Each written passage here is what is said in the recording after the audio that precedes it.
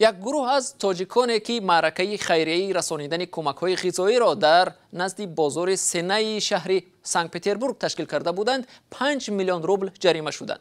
تشکیل کنندگان این اقدام خیریه میگویند مهاجرانی که برای گرفتن کمک آمده بودند ترتیبات را ویران کرده برخلاف معیار مسافه اجتماعی با هم جفت شده هنگام گرفتن کمک‌ها طیله‌دهی به وجود آوردند.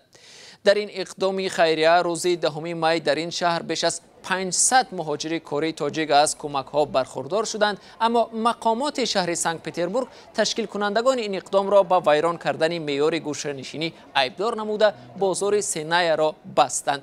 تشبسکاران اقدام خیریه بر رادیو آزادی گفتند بی‌ترتیبی و بی‌صبری مهاجران باعث شد که حدود 1000 نفر دیگر که در بازار کار می‌کردند بیکار ماندند و هم به خود آنها جریمه 5 میلیون روبلی تهدید می‌کند.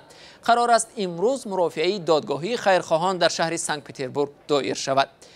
در جریان دو اقدام خیریه این گروه در شهر سنت پتربورگ حدود 2000 مهاجران بسته‌های خوراکواری نیاز اول را رایگان دریافت کردند. تقسیم کمک‌های خیریه در حالی است که پس از اعلان کرانتین هزاران مهاجر در روسیه بیکار مانده دستنگر شدند.